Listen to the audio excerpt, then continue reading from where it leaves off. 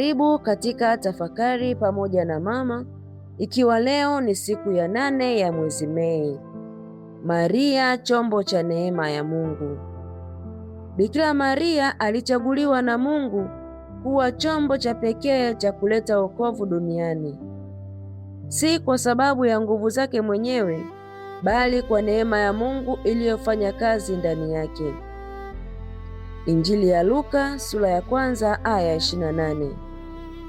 Malaika anamsalimu kwa maneno haya, umejaa neema, akionyesha hali ya pekee aliyokuwa nayo mbele za Mungu. Mtakatifu Louis de Montfort anatufundisha kwamba Mungu hupitisha neema zake nyingi kupitia kwa Maria ili kuwafikia wanadamu.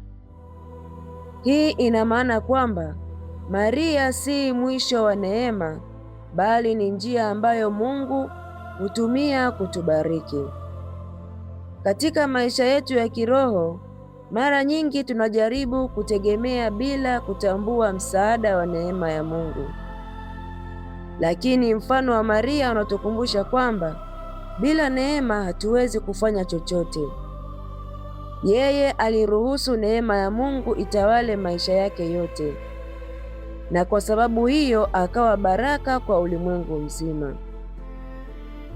Je, ninatambua nafasi ya neema ya Mungu katika maisha yangu? Je, ninamruhusu Mungu afanye kazi ndani yangu au najitegemea zaidi? Tukimkaribia Maria kwa unyenyekevu, tutafunguliwa kupokea neema nyingi zaidi zinazoweza kubadilisha maisha yetu. Nikutakie tafakari njema. Tumsifu Yesu Kristo.